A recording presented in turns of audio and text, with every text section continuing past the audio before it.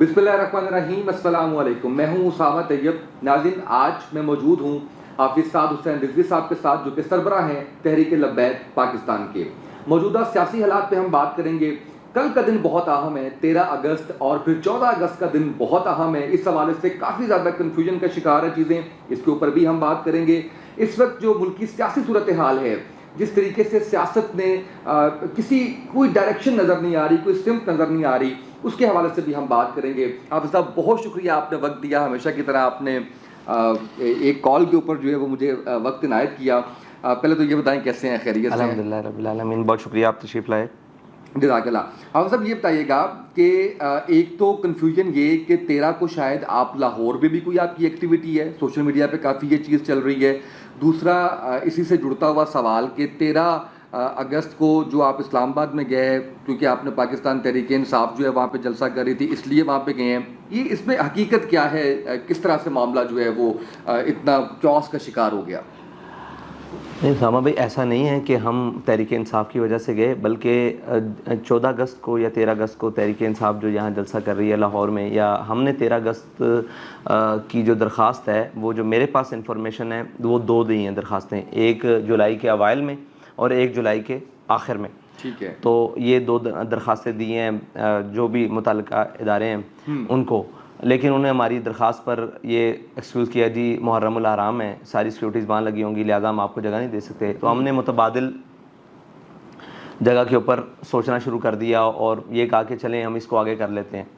لیکن جیسے ہی ہمارے کان میں یہ خبر پڑی کہ پی ٹی آئی کو وہاں جلسے کی اجازت ہو گئی ہے، تو ہمارا ایک قانونی حق تھا کہ درخواست ہم نے پہلے دی ہے اور ہم وہاں جلسے کرنے کے لیے جا رہے ہیں، تو پی ٹی آئی کو آپ بالکل اجازت دیں، لیکن پھر اس کے بدلے میں ہمیں پہلے اجازت دیں اور ان کو بعد میں، ان کی درخواست ہم سے بعد میں آئی ہے۔ لیکن ایسا نہیں تھا، پھر ہم نے گورنمنٹ سے شدید احتجاج کیا اور پھر پی ٹی آئی نے اپنا جلسہ جو ہے وہ لاہور میں منتقل کر دیا۔ تو ہمارا جلسہ بھی پہلے تھا اور بعد میں۔ دوسرا بات ہے کہ ہمارا 13 کو جلسہ فیض آباد میں ہو رہا ہے اور 14 کو جلسہ ہماری روایتی ریلی ہے، جو پی ٹی آئی نے شاید کبھی کی ہے یا نہیں کی، جلسہ کیا یا نہیں کیا، ہماری روایتی ریلی ہے جو ہم تقریباً پچھلے 2016 سے مسلسل 6 سال ہو گئے جی، پچھلے بین جب تھا تب بھی ہم نے ریلی کی، اور وہ میں آپ کو ایف آئی آر سینڈ کر دوں گا، آپ ویڈیو میں لگا دیجیے گا۔ تقریباً 250 افراد سے زیادہ پر ہمارے ایف آئی آر ہوئی 14 اگست کی آزادی کی ریلی نکالنے کے اوپر، جو بہت بڑا اجتماع تھا جس کو کوئی نہیں دکھا سکا، اور اب بہت عوام نے محبت کا اظہار کیا اور آئی، کیونکہ ہماری روایتی چیز چل رہی تھی، وہ بین تھی، تب بھی پاکستان کے ساتھ ہمیں وفا اور محبت کے اظہار کے لیے بھی ہمیں ایک ایف آئی آر سینی پڑی، اور اس کے اندر بڑا لانگ پروسیس ہوا اور اس کے اندر ہم نے ضمانتیں کروائیں، اس کی پیشیاں آج بھی چل رہی ہیں۔ بالکل صحیح ہے۔ اچھا، دوسرا مجھے یہ بتائیے گا کہ اب کل آپ کو اجازت مل گئی ہے، کل فیض آباد پل ایک دفعہ لبیک یا رسول اللہ صلی اللہ علیہ وآلہ وسلم کی صداؤں سے گونج اٹھے گا، یا ابھی بھی کوئی پابندی یا کوئی کیا معاملات؟ اجازت تو نہیں دی جی، اجازت نہیں دی تو صاحب ظاہر ہے انہوں نے پی ٹی آئی کو اجازت دے دی۔ ہم نے جب کہا کہ آپ نے پی ٹی آئی کو اجازت دے دی، ہم انسسٹ کرتے کہ ہمیں اجازت دیں، تو پھر بندہ تھا کہ لبیک خرابی، ہم نے کہا ٹھیک ہے پی ٹی آئی وہاں جلسہ کریں، ہم اب فیض آباد پل کے اوپر کریں گے۔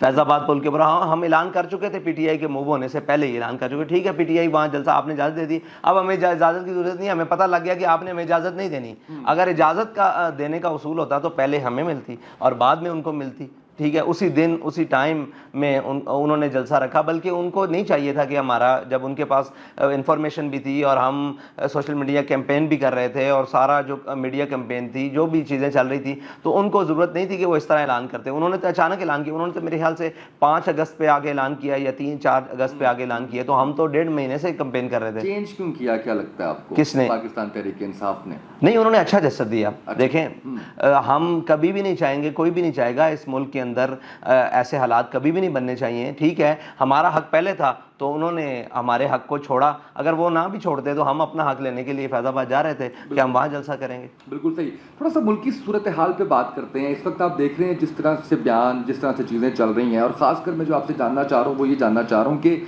شہباز گل صاحب کا جو معاملہ ہے، اس کے اوپر میں آپ کی رائے چاہ رہا ہوں کہ اسٹیٹمنٹس تو بہت سی آئیں، جس طرح سے نواز شریف صاحب نے نام لے کے، جرنیلوں کے نام لے کے، مریم بی بی نے اتنے بڑے بڑے، یہ جو دہشت گردی ہے اس کے پیچھے ورتی، اتنی بڑی بڑی چیزیں، خواجہ ایاز صادق، خواجہ آصف، مطلب جس کا نام لیں آپ کو وہ چیزیں، کیا لگتا ہے آپ شہباز گل کی تو اسٹیٹمنٹ کوئی اتنی خطرناک بھی نہیں تھی. آپ سمجھتے ہیں کہ کس طرح سے یہ معاملہ اتنا مس ہینڈل ہو گیا؟ وہ چھپ کر کرتے ہیں تدبیر اسے کہتے ہیں، ہم دھر لیے جاتے ہیں تقدیر اسے کہتے ہیں.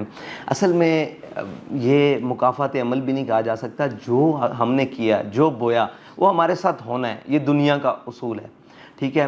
اور تلک الایام نداولها بین الناس، اللہ کہتا ہے ہم لوگوں کے درمیان نا دن اور رات کو بدلتے ہیں، لوگوں کے درمیان دنوں کو بدلتے ہیں. بین الناس، لوگوں کے درمیان دنوں کو بدلتے ہیں، ٹھیک ہے جی.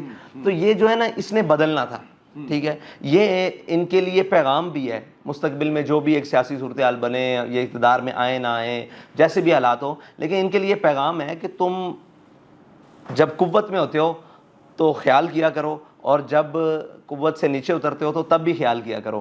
اور یہ پاکستان ملک ایسا ہے جہاں ہر لفظ کی بلکہ ہر حرف کی قیمت دینی پڑتی ہے. تو جس نے بھی جو کچھ کہا، میں یہ سمجھتا ہوں کہ حوصلے کا اظہار کرنا چاہیے. جب انسان سے کوئی چیزیں جا رہی ہوں اور کچھ مل رہا ہو، دونوں اوقات میں آپ کو کوئی اعزاز مل رہا ہے یا آپ کے پاس کوئی چیزیں آ رہی ہیں یا آپ سے کوئی چیزیں جا رہی ہیں، دونوں حالتوں میں بیلنس رہنا چاہیے. گفتگو کے اندر بھی، کردار کے اندر بھی، عمل کے اندر بھی بیلنس کرنا چاہیے. اس لیے ہاں، وہ جہاں ان بیلنس چیز ہوتی ہے وہ ایک ہی بات ہے، ہم نے جو سیکھی ہے وہ ناموس رسالت کی بات ہے، وہاں سارے بیلنس ختم ہو جاتے ہیں. باقی ساری باتوں میں بیلنس بات کرنی چاہیے. یہ جنہوں نے بھی کی، ان کے مفادات کو جب زد پہنچی تو انہوں نے بولا، اور ہم مفادات والے نہیں. اور ان سے یہ پوچھا جائے، یہ سوال کیا جائے کہ تمہیں یہ کلام اور یہ گفتگو کرنے کی ضرورت کیوں پیش آئی، تو وہ یہ کہیں گے کہ ہمیں یہاں سے تکلیف ہو رہی تھی، ہمیں وہاں سے تکلیف ہو رہی تھی، ہمیں یہاں سے. تو جب راحت ہو رہی تھی تو تم نے کیا کہا؟ سوال یہ ہے. دوسری بات ہے کہ اب جو کہہ دیا نا، اس کے اوپر جو بھی ہے ان کا وہی بات ہے کہ اس حرف کی قیمت دینی پڑے گی، وہ ان کو دینی چاہیے، خوشی دینی چاہیے. باقیوں کے بارے میں بھی آپ سمجھتے ہیں جتنے میں نے نام لیے ہیں، اگر آپ کہتے ہیں میں دوبارہ آپ کو وہ بتاتا ہوں، مریم ہے، نواز ہیں، زرداری نے کہا کہ تم تو 5 سال کے لیے آتے ہو یا چند سالوں کے لیے آتے ہو، ہم نے یہیں پہ رہنا ہے. خواجہ آصف نے جو کچھ کہا، ایاز صادق نے کہا ٹانگیں کانپ رہی تھیں، اس پہ ممبئی اٹیک والی بات کی، ڈان لکس 1 ڈان لکس 2، یہ ساری باتیں کی. ان کے ساتھ بھی آپ سمجھتے ہیں کہ اسی طرح سے ان کو بھی کورٹ کے اندر لے کے جا کے ان کی بھی گرفتاریاں ایسی ہونی چاہیے؟ دیکھیں، اگر یہ پیمانہ ہے کہ یہ گفتگو منع ہے، اور اگر یہ پیمانہ سب کے لیے ہے، پھر تو کوئی بھی کرے. لیکن اگر خاص اور محبت والے اور چن لیے جائیں، ان کو معاف کر دیا جائے، اور جو ہوں اور جب تک لاڈلے ہوں جو مرضی کہتے پھریں، اور جب نظر نہیں آ رہا آپ کو؟ ہو رہا ہے نا، یہ ہو رہا ہے. اب بغل گیر ہو گئے جن سے، انہیں معافی مل گئی، اور جیسے یہی تو معاشرے کا توازن خراب کرتے ہیں، یہی تو سوال اٹھاتے ہیں. یہ بات رکے گی نہیں، یہ مزید سوال اٹھائے گی کہ آپ ان کو کیوں چھوڑ رہے ہیں، ہمیں کیوں پکڑ رہے ہیں، ہمیں کیوں نہیں پکڑ رہے، ان کو کیوں چھوڑ رہے ہیں. آپ ایک بات ہے کہ میں آپ سے کھلی بات کرتا ہوں، آپ کو کیا لگتا ہے ان کے جب ذات کے اوپر زد آتی ہے، مفادات کے اوپر زد آتی ہے، تو یہ ملک کے حق میں بولیں گے؟ ہرگز نہیں، کبھی بھی نہیں بولیں گے. یہ ہمیشہ ملک کے خلاف، ملک کی سالمیت کے خلاف، اداروں کے خلاف بولیں گے. بھائی آپ نے کچھ حاصل کرنا ہے، اپنی جد و جہد کرنا ہے، تو اس کے آگے بیریئرز ہیں، اس کے آگے اتار چڑھاؤ ہے، مشکل راستے ہیں، تو ان کو بخوشی قبول کرنا چاہیے. اس سے ایک بات یہ ثابت ہوتی ہے کہ ان میں کوئی بھی لیڈر نہیں ہے، ایک لیڈر نہیں ہے. دوسرا، لیڈر نے کوئی لوگ تیار نہیں کیے ہوئے کہ جو مشکل وقت میں اچھے فیصلے کریں اور ان پر کھڑے رہیں، اور اچھے وقتوں میں زیادہ مزید اچھے فیصلے کر کے ان کا مستقبل میں ثمرات حاصل کریں. اچھا مجھے یہ بتائیے گا، یہ معاملہ تو ہو گیا، اس معاملے کے حوالے سے آخری سوال یہ ہے کہ 10 ماہ کی بچی آپ نے بھی کل دیکھا، بغیر ماں کے رات اس نے گزاری، جس طرح سے اس کی ماں کو جیل میں ڈالا. اسسٹنٹ کی بات کر رہا ہوں میں، اس کی بیوی کی بات کر رہا ہوں، اس کی ساس پیشنٹ، اس کی ساس ٹیچر، اس کو مارا پولیس نے. یہ آپ سمجھتے ہیں کہ ہمارا آئین قانون جو ہے وہ اجازت دیتا ہے، یا اس طرح کے رویے ہماری سوسائٹی کے اندر ہونے چاہیے؟ نہیں، بالکل بھی نہیں ہونے چاہیے. دیکھیں، اس کی تو ہر صورت میں مذمت ہے، ہر صورت میں. اور یہ کوئی بھی ہو، کیسا بھی ہو، حالات کیسے بھی ہوں، ایک معیار اور پیمانہ ہونا چاہیے جس کے اندر میانہ روی کے ساتھ چیزیں چلیں. اگر یہ ساری چیزیں ہم اپنی شکل لوگوں کو دکھا رہے ہیں کہ ہم کیا کر رہے ہیں، اگر جس کے خلاف بات ہوئی ہے اس میں بھی اچھا، وہ تھوڑا سا یہ بتائیں کہ جس طرح سے ابھی آپ نے بتایا کسی کے ساتھ بھی نہیں ہونا چاہیے، ظلم و زیادتی تو ٹی ایل پی کے ساتھ بھی ہوئی ہے. جی، ٹی ایل پی کے ساتھ اس حد تک ظلم و زیادتی ہوئی کہ ہمارے ایک باغ شاہ صاحب ہیں، سید باغ علی شاہ صاحب، سید گرانہ ہیں، تو ان کی بچیوں کو، خواتین کو اٹھا کر لے گئے اور یہ تو معلوم تھا نا کہ یہ کہاں بنا ہے. ان کی خواتین کا تو کچھ دن تک معلوم بھی نہیں ہوا کہ ان کو رکھا کہاں تھا. ابھی آپ کے ضمنی انتخاب میں وہ ایم پی اے کے ٹکٹ ہولڈر بھی تھے, میں نے انٹرویو کیا جی ان کا. تو وہ لوگ تو ظلم کا آغاز انہوں نے بھی کیا, یعنی آغاز تو بڑی دیر سے ہو چکا ہے, لیکن انہوں نے بھی اپنے ہاتھ پورے دھوئے ہیں اس میں. لیکن اب وقت آیا ان پر, تو ہم اس چیز کی حوصلہ افزائی نہیں کریں گے, کبھی بھی حوصلہ شکنی کریں گے. اب سب برداشت کس کی کم ہو گئی ہے اس سارے معاملے میں؟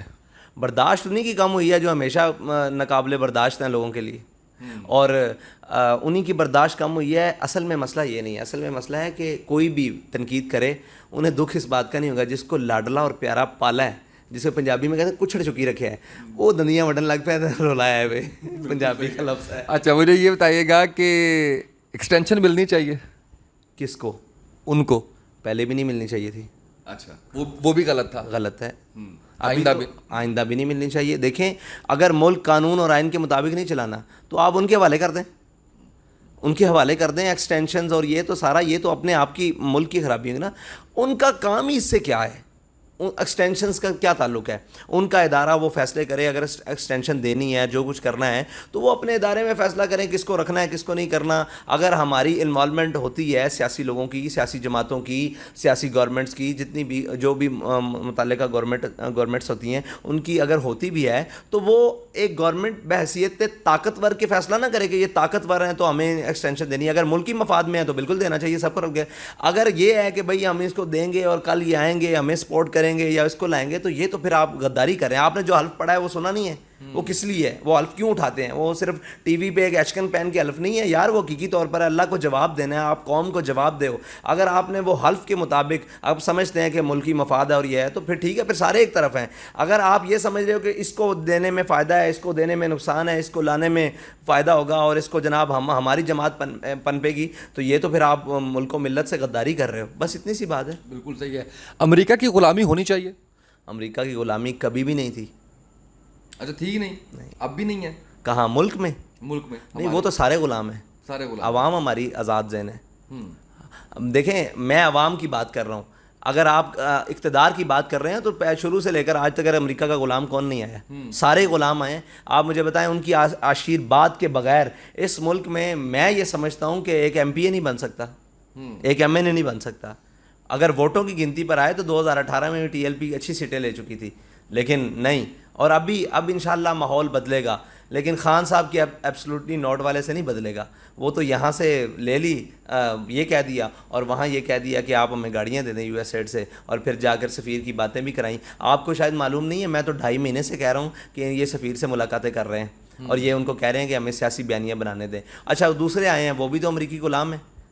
مجھے یہ بتائیں اگر امریکی غلامی ریاستی سطح پر اور جناب ملکی سطح پر نہ ہوتی تو کیا اسامہ کے آپریشن کا ڈرامہ نہ ایسے ہی رچایا گیا ملک میں؟ بڑے بڑے حادثات ہوئے ہیں. یہاں سے وہ کیا کرنے ہیں, کرنل جوزف گیا ہے, ریمنڈ ڈیوس گیا ہے. سقوط پاکستان اگر دیکھا جائے, سقوط ڈھاکہ کے بعد اگر سقوط پاکستان جو سب سے بڑا خطرناک تھا وہ ریمنڈ ڈیوس کی شکل تھی, اور اس کو آپ کو اور مجھے پتہ ہے کہ اس کے اندر اس کی ضمانت کے لیے فائلیں کون اٹھا کر پھرتے رہے, اور جناب اس کو بھجوانے کے لیے اور اس کو یہاں انٹرٹین کرنے کے لیے مطلب ان اریسٹ کے اندر جو جب وہ قیدی تھا اس کے دوران اس کو انٹرٹین کون کرتا رہا. تو یہ اپنے ملک کے ساتھ تو ہم نے بڑے ظلم کیے ہیں نا. اچھا یہ بتائیں, نواز شریف صاحب پھر سنا ہے کہ آ رہے ہیں اگلے مہینے, کہاں دیکھنا چاہتے ہیں ان کو؟ نواز شریف صاحب کو ادھر ہی دیکھنا چاہتے ہیں جہاں سے وہ گئے تھے, جیل میں. اس لیے کہ اس کی وجہ ہے, اس لیے کہ وہ قرض باقی ہے. آپ نے جس کا جتنا وقت لیا ہے نا وہ وقت دینا پڑے گا. آپ اس وقت جیل کاٹتے اور اس وقت ساری معلومات کرتے تو آج آپ کے لیے کہیں نہ کہیں ہوتا کہ ٹھیک ہے جی ملک کے لیے. آپ تو بھاگے ہوئے ہیں, اور بھگوڑے کا کیا ہوتا ہے, اس کو واپس قلعے میں باندھا جاتا ہے, اس کو باڑے میں نہیں چھوڑا جاتا, یا اس کو ان کے مطلب سربراہ میں نہیں لگایا جاتا, تو اس کو تو اس کی جگہ پر چھوڑا جائے گا. تو یہ ان کے لیے ہے, اور میں تو یہ سمجھتا ہوں کہ اگر وہ ملک میں آتے ہیں تو ان کی جماعت شاید بچ جائے, ورنہ تو کوئی چانس نہیں ہے. پی ٹی آئی کے ساتھ اتحاد ہو سکتا ہے؟ پی ٹی آئی کے ساتھ نہیں ہو سکتا اتحاد. نون لیگ کے ساتھ اتحاد ہو سکتا ہے؟ نہیں, کسی جماعت کے ساتھ اتحاد نہیں ہو سکتا. کسی صورت بھی نہیں ہو سکتا؟ ہاں ایک صورت میں ہو سکتا ہے, وہ ہمارے بیانیے کو مان لیں, وہ ہماری بات کے اوپر آ جائیں, وہ تو بالکل ہو سکتا ہے. پھر ہو سکتا ہے. اچھا بالکل ٹھیک ہے. اچھا مجھے یہ بتائیے گا کہ سوشل میڈیا کے اوپر آپ کے فالورز ویسے تو حقیقی زندگی میں بھی ہیں، لیکن ہم جب سوشل میڈیا دیکھتے ہیں تو لاتعداد اس کے اندر ہیں، لیکن کیا وجہ بنتی ہے کہ کچھ لوگ جو آپ کے ساتھ ہوتے ہیں اس کے بعد وہ اگر کوئی اور بیان بھی کرنا شروع کرتے ہیں تو ان کو کافی زیادہ ایک ریلیکٹنس کا سامنا، اور یا مقبول جان صاحب کو دیکھ لیجیے آپ، بڑا قریب رہے، میں بھی وہیں سٹیج پہ تھا، آپ کو یاد ہوگا خادم حسین رضوی صاحب جب مینار پاکستان پہ آئے اور یا صاحب کی تقریر بھی ہوئی، سارا کچھ ہوا، بڑے بڑے قریب تھے. ایسا کیا ہوتا ہے کہ آپ کے جو فالوورز سوشل میڈیا پہ ہیں، آج کل میں بھی تنقید کی زد میں ہوں، اور میں نے تو تحریک لبیک کے خلاف کبھی بات نہیں کی، لیکن وہ سننا چاہتے ہیں کہ صرف بات تحریک لبیک کی ہو، جبکہ صحافی نے ہر جماعت کی بات کرنی ہے، کسی نے اچھا کام کیا اس کی تعریف کرنی، کسی نے برا کام کیا اس کو برا کہنا ہے. اس حوالے سے آپ کیا کہیں گے؟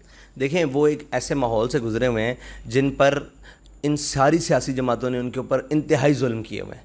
وہ اب دیکھیں، ایک تو یہ ہے کہ آپ کا ان کے ساتھ یہاں تک اختلاف ہو گیا، ٹھیک ہے جی، آپ ان کے بیانیے کو ریجیکٹ کرتے ہیں، ٹی ایل پی کو، انہوں نے ہر قسم کا ظلم سہا ہے ان ساری سیاسی جماعتوں کی حکومت میں، اور ہر قسم کا خون دیا، قربانیاں دیں، تو وہ ان کا نام بھی پسند نہیں کرتے، اور ان کا مطلب سوچ اور ان کا مطلب ذکر پسند ہی نہیں کرتے. اس لیے اور وہ سچ پر ہیں، حق پر ہیں کہ دیکھیں نا آپ، دشمنی ایک اور چیز ہوتی ہے، ایک راہ عظیمت اپنا کر اور اس بیانیے کے اوپر اپنی ہر طرح کی قربانی دینا، اور پھر وہ شکلیں ان کے سامنے آئیں تو انہیں چڑھ تو لگتی ہے، وہ شکلیں میں ہی کیوں نہ دینے والا ہوں، وہ میرے ساتھ بھی چڑھ کھا جائیں گے کہ آپ کیوں بات کرتے ہیں. ٹھیک ہے جی، تو یہ وجہ ہے. دوسری بات ہے کہ اولیاء صاحب کی آپ کو بات کی، آپ آئے، آپ نے بیانیہ دیا، آپ کو عزت ملی، بالکل ملی. اب جب آپ مخالفت کریں گے تو تھوڑی بہت ہی تو، اب یہ کتنا بھی سیاسی ورکر ہو، کتنا بھی ہو، وہ اپنے لیڈر کو ڈیفینڈ کرتا ہے، اور دوسری چیزوں کو صاف ظاہر ہے اس نے اپنے بیانیے کو، اپنی جماعت کے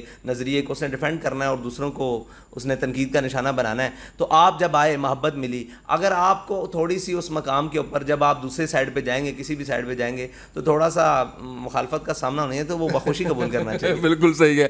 اچھا مجھے یہ بتائیے گا کہ الیکشنز اگر ارلی ہوتے ہیں، آپ کی تیاری ہے مکمل؟ الیکشن کی تیاری کر رہے ہیں. مکمل والی بات یہ ہے کہ ہم نے اعلان کیا ہوا ہے کہ جب دل چاہے، جس وقت دل چاہے گورنمنٹ الیکشن کا اعلان کرے، ہم الیکشن لڑنے کے لیے تیار ہیں. صحیح ہے. پورے پاکستان میں ابھی مطلب دیکھیں بڑا ایک وہ ہوتا ہے، پھر مقابلہ جن جماعتوں کے ساتھ ہے وہ کروڑوں روپیہ خرچ کرتی ہیں. میں نے آپ کے تمام کینڈیڈیٹس، کم و بیش تمام کینڈیڈیٹس کے انٹرویوز کیے ضمنی انتخابات کے اندر، اور میں نے دیکھا کہ وہ الیکشن کمیشن کی دی ہوئی جو ان کو لمیٹیشنز ہیں اسی کے اندر وہ اپنا خرچہ وہ سارا کچھ کر رہے ہیں. تو آپ نے سمجھتے کہ ارلی الیکشن جو ہے وہ مشکل ہو جائے گا سنبھالنا تحریک لبیک پاکستان کے لیے؟ نہیں، تحریک لبیک پاکستان کے لیے 2018 والے سے مشکل نہیں ہے، وہ بہت مشکل تھا الیکشن، پہلا الیکشن اور سارا کچھ. تو ٹی ایل پی نے مینیج کر کے بتایا تھا مشکل وقت میں، اور مینیج کر کے بتایا تھا کہ ہم اچھے مینیجر بھی ہیں. ٹھیک ہے، اور ابھی بھی الیکشن جس وقت ہو انشاءاللہ ٹی ایل پی تیار ہے، اور اپنا حق بھی لے گی انشاءاللہ، اور اچھا رزلٹ دے گی ٹی ایل پی. لیکن مسئلہ یہ ہے کہ ہمارا خالی صرف ایک امیدوار سرمایہ دار سے مقابلہ نہیں، ہمارا اس پورے نظام سرمایہ دارانہ سے مقابلہ ہے، جہاں پر خرید و فروخت کی ایک منڈی لگتی ہے، جہاں پر ضمیر اور جناب ملت فروشوں کا ایک پورا بازار ہے، اس کے اندر سے اچھے بندے لے کر آنا. یہ تو اب ہمارے ادارے کمزور ہیں نا، کہ الیکشن کمیشن اس لمٹ کے اندر اگر ٹی ایل پی کو باؤنڈ کرتی ہے اور ساتھ میں باقی جماعتوں کے امیدواران کو بھی باؤنڈ کرے، تو پھر ہم دیکھیں کیا. وہاں پر آپ کو پتہ ہے کہ یہاں پر شناختی کارڈ خریدے جاتے ہیں، ووٹ خریدے جاتے ہیں، راتوں رات پیسے بکتے ہیں، سارا کچھ بکتے ہیں. تو ابھی انشاءاللہ قوم کو سمجھ آ رہی ہے کہ ہمیں خریدنے والوں نے ہمیں بہت مہنگا بیچا ہے. بالکل صحیح ہے. اچھا ایک سوال میں فائدہ اس چیز سے اٹھا رہا ہوں کہ کبھی ایسا نہیں ہوا کہ آپ نے کوئی سوال پوچھا ہو میرے سے انٹرویو سے پہلے کہ جی کیا سوال کرنے، ہمارا کبھی کوئی اس پہ بات ہی نہیں ہوئی. جب بھی میں نے انٹرویو کیا، میں آتا ہوں، میں انٹرویو شروع کر دیتا ہوں. ایک سوال لوگ بڑے تواتر سے میرے سے پوچھتے ہیں کہ اگر تحریک لبیک پاکستان کی حکومت بنتی ہے تو کیا یہ طالبان جیسی حکومت ہوگی؟ کیا خواتین کو زبردستی نقاب کروائے جائیں گے؟ کیا فلم انڈسٹری بند کر دی جائے گی؟ کس طرح سے معاملات آگے چلیں گے؟ دیکھیں، آپ آئے ہیں، میں نے تو آج تک آپ سے یہی سوال نہیں کیا کہ آپ سوال کیا کریں گے. تو جب میں آپ سے یہ نہیں کہہ رہا کہ زبردستی تو علیحدہ کی بات ہے، میں آپ سے اپنے حق ہی نہیں لے رہا. ٹھیک ہے، تو میں زبردستی کیسے کروں گا؟ دیکھیں، اس تفتِ قلب کا میرے آقا و مولا کا فرمان ہے، جب بھی کوئی بات کرنی ہے نا اپنے دل سے پوچھ. طالبان کی حکومت کیسی ہے، کون کیسے کی ہے انہوں نے، ان کا ایک اپنا طریقہ کار ہوگا. ہمارا طریقہ کار یہ نہیں ہے. ہم دین کے مطابق پہلے خود کو ڈھالیں گے، پھر وہ نمونے پیش کریں گے معاشرے میں جس سے متاثر ہو کر لوگ خود دین پر عمل کریں گے. کیا بات ہے، زبردست. آخر میں کل کے دن کے اور پرسوں کے دن کے حوالے سے میسج پاکستان کے لیے. دیکھیں یہ بہت اہم دن ہے. 14 اگست کا دن وہ دن ہے کہ جس کی صرف کہانی 2-3 سال کی نہیں ہے، وہ 1857 سے لے کر 1947 ہے. وہ تو درد ہے ہی ہے. اس میں ہم لڑ رہے تھے اپنے دشمن سے، لیکن 1947 سے لے کر 2022 تک ہم منافقوں سے لڑ رہے ہیں، ان غداروں سے لڑ رہے ہیں، ان چوروں اور لٹیروں سے لڑ رہے ہیں، ان عیاشوں اور کماشوں سے لڑ رہے ہیں جو ہمارے اندر ہمارا لبادہ اوڑھ کر بیٹھے ہوئے ہیں. وہ تو ایک بہت لمبی کہانی ہے جہاں سے غدر ہوئی اور پھر ہمارے بڑوں نے ایک اتنی قربانیاں پیش کی کہ یہاں سے اسلام کو دیس نکالا نہیں ملا. ورنہ اندلس میں جو صاحب کردار اور جو اس معاشرے کے بڑے لوگ تھے وہ ملک بدر ہوئے، بھاگے جانے بچائیں. ہمارے بڑے بھاگے نہیں اس ملک، اس وطن سے، اس جناب خطے سے، بلکہ انہوں نے انگریز کے پھانسی گھاٹ آباد کیے.